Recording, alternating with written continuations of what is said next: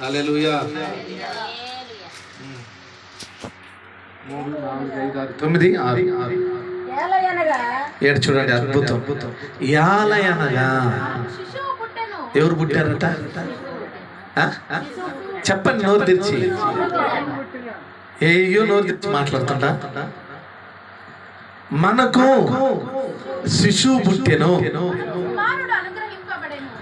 మనకు ఎవరు అనుగ్రహింపబడ్డారట? కుమారుడు అనుగ్రహింపబడిను. ఆయన భుజం మీద రాజ్యభారం ఉండను. ఏం భారం ఉందంట ఆయన మీద? రాజ్యం అంటే ఏంది? లోకం అంటే ఏంది? ఆమేన్. హల్లెలూయా. మనుషులమే. హల్లెలూయా. మనకు శిశువు పుట్టెను, మనకు కుమారుడు అనుగ్రహించబడిను, ఆయన భుజం మీద రాజ్యభారం ఉన్నది. చాలు. ఇక్కడ ప్రియదేవుల 5 మాటలు ఉన్నాయి, కానీ 5 మాటలు చెప్పడానికి అవకాశం సమయం లేదు. ప్రియదేవుని బిడ్డలారా, అందులో త్వరితంగా మీకు అందించి దేవుడు నడిపి బట్టి ముందుకెళ్తాం. హల్లెలూయా. దేవుడికి స్తోత్రం కలుగును గాక. హల్లెలూయా. మొట్టమొదటి మాట 5 మాటలో ఏమని ఉంది చూడండి. అది కాదు, మొదటి మాట ఆశ్చర్యకరుడు. మనకు శిశువు పుట్టాడు. యాలయనగా మనకు ఎవరు పుట్టాడు? శిశువు పుట్టాడు. ఆయన పుట్టినవాడు రాజ్యభారం ఆయన మీద ఉన్నది. ఆ బిడ్డ మీద ఏమున్నది? రాజ్యభారం. ఆ బిడ్డ ఏ బిడ్డ? ఎవరైనా యేసయ్య. ఆయన ఆశ్చర్యకరుడు. ఈ మాటను బట్టి ప్రార్థన చేసుకుందాం. కృపగల తండ్రి, ప్రేమ కలిగిన దేవా, నీ మాటలు నీ బిడ్డలు వింటూ ఉండగా అద్భుతం జరుగును గాక. స్తోత్రం. కలుమియాల ఏకీభవిద్దాం. పాశం ప్రార్థన చేస్తారు. హల్లెలూయా. కృపగల తండ్రి, దయగల దేవ, ఆశ్చర్యకరుడా నీకే వందనాలు. ఇదిగో యెషయా 8:6 మీ పాద సన్నిధిలో పెడుతున్నాం. మీరే విరిచి వడ్డించండి, నీ పరలోక జ్ఞానంతో నింపండి ప్రభా. స్తోత్రం నాయన. అందులోని మర్మాన్ని మేము గ్రహించినట్టు నాయన, ప్రతి వారికి వినగల చెవులను గ్రహించగల మనస్సును దయచేయండి నాయన. ఓ చెప్పుచున్న మీ దాసుని మీ సిలువ చాటును మరుగుపరిచిన ఆయన, ఓ ప్రభ మీరే బహుబలంగా వాడుకోమని, ప్రతి మాట మా హృదయాల్లో తండ్రి అది క్రియ చేయనట్టు నాయన మీరే మీ ఖడ్గమును బయలుపరచమని మీ కృపకు అప్పగిస్తూ యేసు నామమును అడుగుచున్నాం తండ్రి. ఆమేన్. ఆమేన్. హల్లెలూయా. హల్లెలూయా. ప్రియదేవుని బిడ్డలారా, మనకెవరు పుట్టాడంట? శిశువు. ఆ శిశువు అంట ప్రియదేవుని బిడ్డలారా, ఆయన భుజం మీద ఏమున్నదంటే రాజ్యభారం ఉన్నదంట. ఏమున్నది? ఏ భారం ఉన్నది? చెప్పండి. ఆ సైడ్ చూసి. రాజ్యభారం ఉన్నది. రాజ్యభారం అంటే రాజ్యములో ఉన్న మనుషులు, వాళ్ళ బాధలు, వాళ్ళ కష్టాలు, వాళ్ళ వ్యాధులు, వారి సమస్యలు, వారి పాపములు, వారి శాపములు ఇవన్నీ వారు భరించలేకపోతున్నారు కనుక దేవుడు ఆ భారమంతటిని ఆయన మీద మోపుకొనుటకు ఈ భూమి మీద పుట్టాడు. హల్లెలూయా. హల్లెలూయా. ఎందుకు పుట్టాడమ్మా? ఆయన భారములన్నీ ప్రియదేవుని బిడ్డలారా, ప్రియదేవుని ఎవరు భారములని? లోకములో ఉన్న సకల మానవుల భారములన్నిటినీ దేవుడు భరించడానికి ఆయన జన్మించాడు. ఆ భారము తండ్రి తన కుమారుడి మీద పెట్టాడు. స్తోత్రం కలుగును గాక. ఇంట్లో భారమంతా ఎదుగొచ్చిన కొడుకు మీద ఏం చేస్తారా? పెట్టినట్టుగా తండ్రి తన కుమారుడైన యేసు ప్రభుల వారు మీద లోకములో ఉన్న సకల మానవుల భారం అంతటిని తీసి, నువ్వు భరించు కుమారుడా, నీ అద్దకు వచ్చినప్పుడు, నీ దగ్గరకు వస్తున్నప్పుడు, వారి బాధతో నీ దగ్గరకు వస్తే, వ్యాధితో నీ దగ్గరకు వచ్చినప్పుడు, కష్టములో నీ దగ్గరకు వచ్చినప్పుడు, సమస్యలో నీ దగ్గరకు వచ్చినప్పుడు, ప్రియదేవుని బిడ్డలారా, ఆయన అంటాడు నీ భారం తీస్తాడు. ఒకరంటాడు నాకు ఉద్యోగం కావాలని వస్తాడు, ఒకరేమంటారు నాకు చదువు కావాలి ప్రభా అని వస్తాడు, ఒకరేమంటారు నాకు ఆరోగ్యం కావాలి తండ్రి అని అంటారు, మరొకరేమంటారు నాకు మంచి స్వస్థతను దయచేయి ప్రభు అని అంటారు, ఒకరేమంటారు నాకు నెమ్మదిని ప్రభు అని అంటారు. టైటల్స్ ఏం కావాలంటారు? ఒకరు నెమ్మదిని ప్రభు అని అంటాడు. ప్రియదేవుని బిడ్డలారా, మరొకరేమంటారు అయ్యా నా కుటుంబానికి తండ్రి స్తోత్రం, నువ్వు తండ్రిగా ఉండి ప్రభు. రకరకాలైన విధానాలతో, బాధలతో, భారాలతో దేవుడి దగ్గరికి అక్కలతో, అవసరతలతో, కోరికలతో వచ్చినప్పుడు దేవుడంట ఆ భారమునంతా తీసుకుని ఆయన మోస్తాడంట. తన బిడ్డలకి ఆయన ఆశ్చర్యకరుడై ఉంటాడంట. స్తోత్రం కలిగిన గాక. హల్లెలూయా.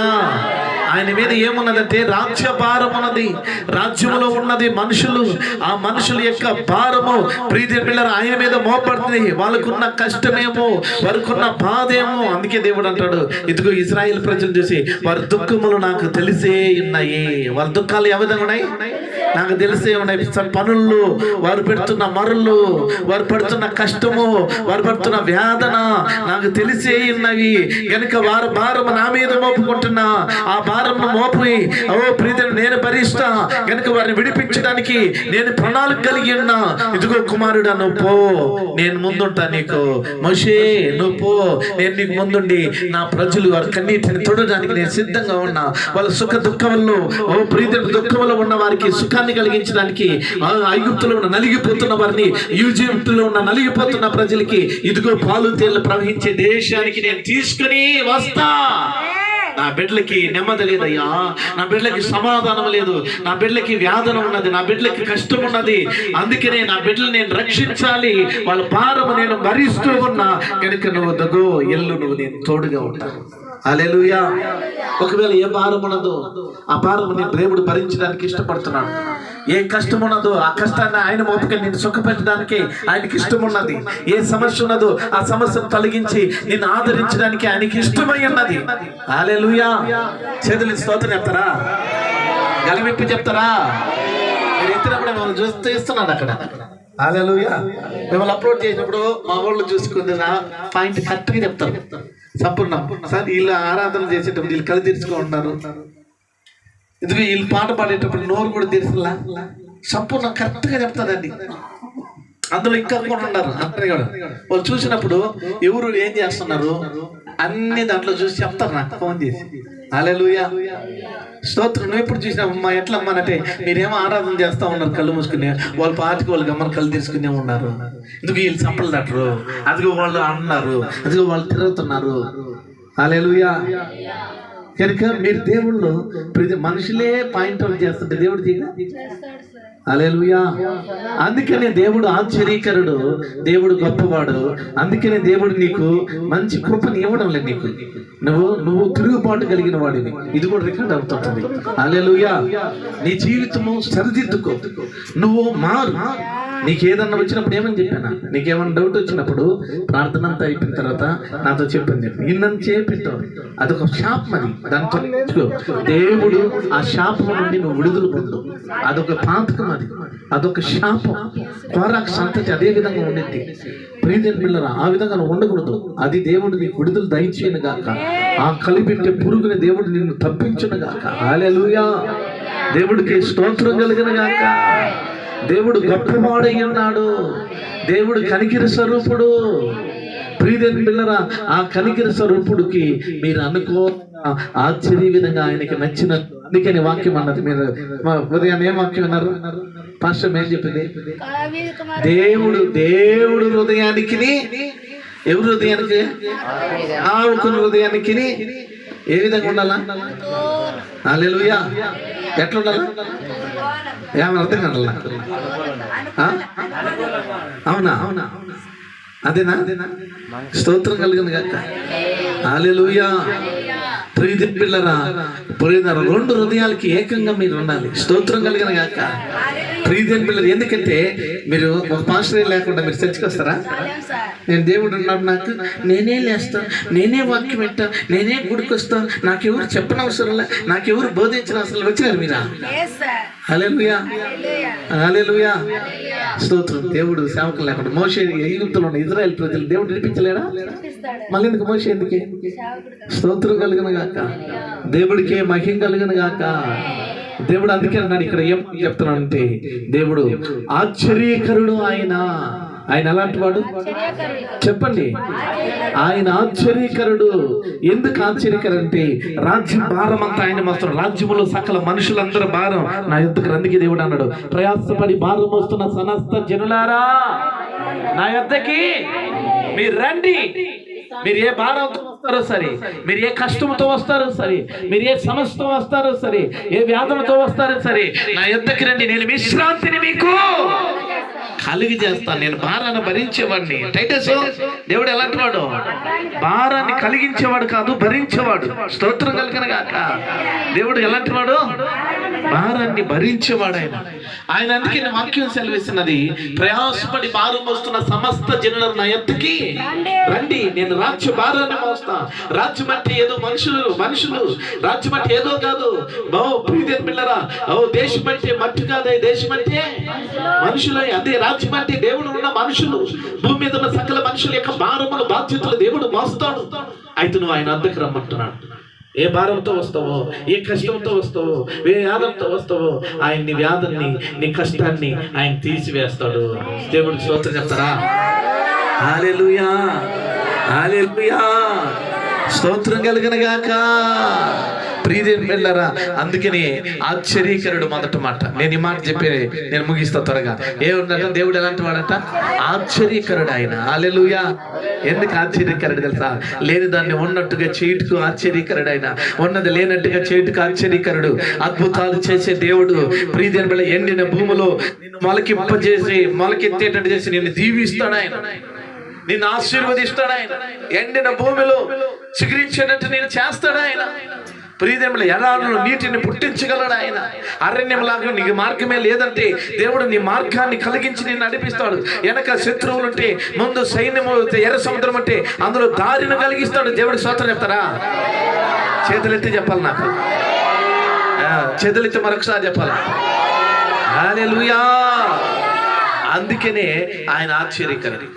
లేని దాన్ని ఉన్నట్టు, ఉన్నదాన్ని లేనట్టు. గోతులు లోడమని చెప్తే గోతుల్లో నీళ్ళు ఏమి లేవు. ఆ గోతులు పెద్ద పెద్దవి. అయితే నీళ్ళు నింపాలంటే ఎక్కడ నదులు లేవు. అయితే దేవుడు మాట్లాడుతున్నాడు, ఆయన నేను ఆశ్చర్యకరుణ్ణి, నేను ఏదైనా చేయగల. హల్లెలూయా.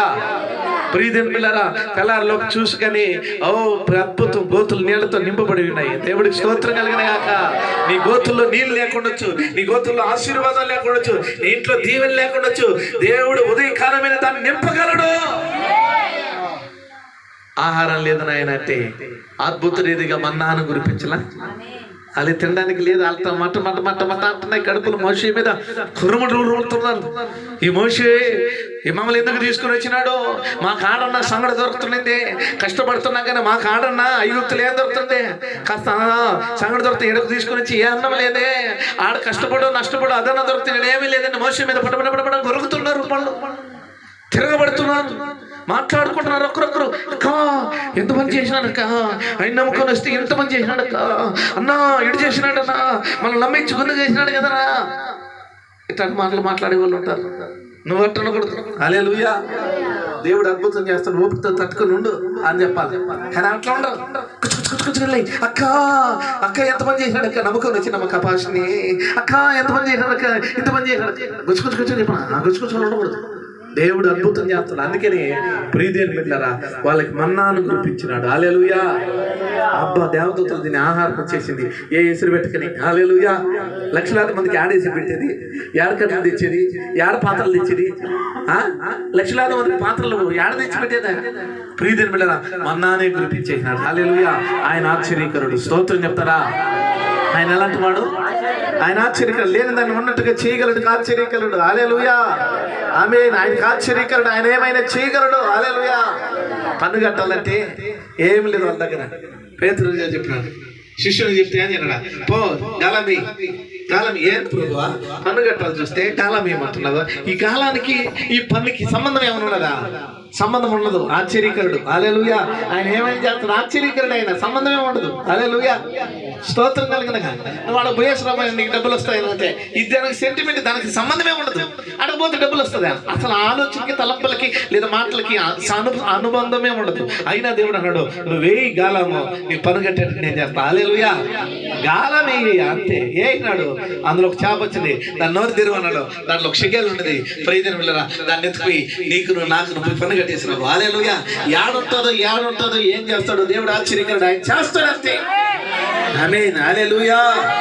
హల్లెలూయా. ఆయన ఆశ్చర్యకరుడు. ఆయన ఆశ్చర్యకరుడు. అందుకే అన్నాడు, గుడ్డివానికి చూపు కావాలా, ఆయన బురద కలిపి ఆ బురదని తీసుకుపోయి కళ్ళ మీద పెట్టి పోయి కొనేట్లు. ఇదేం స్వామి, నీ ఉమ్మ దూసి బురద కళ్ళ మీద అద్భుతం జరుగుతుందా? అద్భుతం జరుగుతుందమ్మా. బురదలు ఏముండదు. అది ఏమైపా నోట్లో ఊమింది, అయ్యా ఈ నోట్లో ఊమిందండి, దాని బ్రతకలు నా కళ్ళ మీద పెడితే నా కళ్ళు బాగా అవుతాయా? ఇదేమన్నా ఆశ్చర్యకరుడు ఆయన. హల్లెలూయా.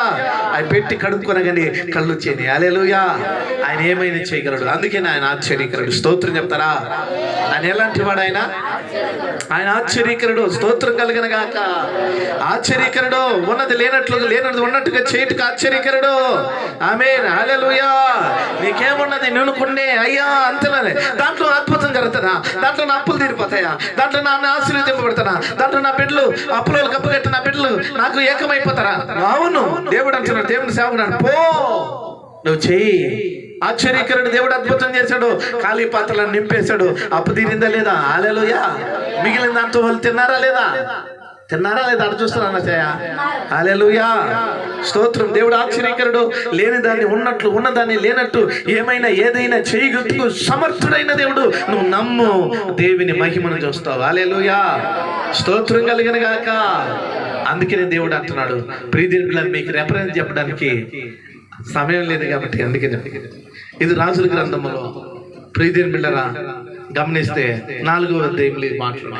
అలాగే మీరు చూడండి, మరియా మార్తలో సహోదరుడు చనిపోయినాడు. వాళ్ళు ఏడుస్తున్నారు, ప్రభు నువ్వు ఉండుంటే మా సహోదరుడు చనిపోయినాడయ్యా, ఎంత పని చేసావయ్యా, ఎంత జన జరిగిపోయిందయ్యా అని అన్నాడు. యేసుప్రభు నాడు ఏడ గుడిచిపెట్టినారు రండి, రండి అని చెప్పినప్పుడు అయ్యా 4 రోజులు అయిపోయింది కత్తి వాసన వస్తుంటాడు అంటే ఆయన రావకుండా ఆపేసేదాన్ని చూస్తున్నాను. కానీ ఏసునామం అంటున్నాడు, రాను మనం బదారా చూపిద్దు రండి. వచ్చిన తర్వాత రాయి బలించి లాజరు రా బయటికి. ఏ కార్యాల్లో మృతతుల్యమైపోయినదో, ఏదైతే బోడ్చబడినట్టున్నదో, ఏదైతే సమస్యగా ఉన్నదో, ఏదైతే ప్రతి నిర్జీవంగా ఉన్నదో, దేవుడు సజీవంగా అద్భుతంగా ఆశ్చర్య విధంగా చేయుటకు ఆశ్చర్యకరుడు ఆయన. హల్లెలూయా. చెప్పలేదు దేవుని మహిమపరుస్తా. ఆయన ఆశ్చర్యకరుడు. నీ దుఃఖ దినములు సమాప్తపరచగలడు. నీ నిర్జీవ కార్యాలను విజయవంతంగా మార్చగలడు. నువ్వు దీవెనకరంగా నేను చేయగలడు. హల్లెలూయా. హల్లెలూయా. ఆ మాటను ఒకసారి మీరు చదువుతారా? యోహాను సువార్తలోకి వస్తే ప్రియదేవుని బిడ్డలారా, మీరు అద్భుతమైన మాట మీరు చూడండి ఏమంటున్నదో. ప్రియదేవుని బిడ్డలారా, ఈ ఆశ్చర్యకరుడు ఆడ చెప్పి నేను ముగిస్తాను. గమనించండి, ఆశ్చర్యకరుడు మాటలు ఒకసారి మనసులో పెట్టండి. దేవుడికి స్తోత్రం కలిగిన గాక. యోహాను సువార్త తీసినారా? ప్రియదేవుని బిడ్డలారా, అద్భుతం. ఏమంటున్నాను చెప్పండి. మార్త ఇలా వచ్చిన 13 కదా, 11వ అధ్యాయము 21 వచ్చిన మార్త యేసుతో చావుకుండును. అబ్బా, ఇప్పుడైనా నువ్వేమైనా నువ్వు దేవుని అడిగి నేను కనుగ్రహించాను, నేను ఎరుగుదును. యేసు చెప్పగా అంటే అంత్యదినంలో చచ్చిపోయి మళ్ళీ మనం భూస్థాపన చేసి అంత్యదినంలో దేవుడు వస్తాడు చూడు మధ్యాకాశంలో, అప్పుడు లేపుతాను నేను అనుకున్నది. హల్లెలూయా.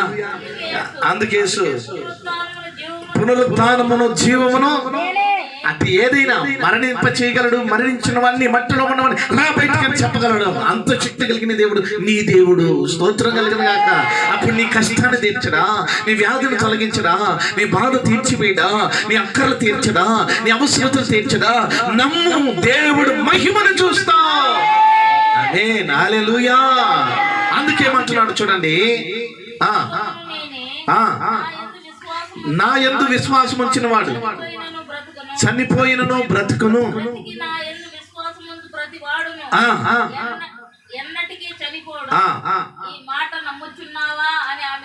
అడిగిను. అవును ప్రభువా చెప్పను.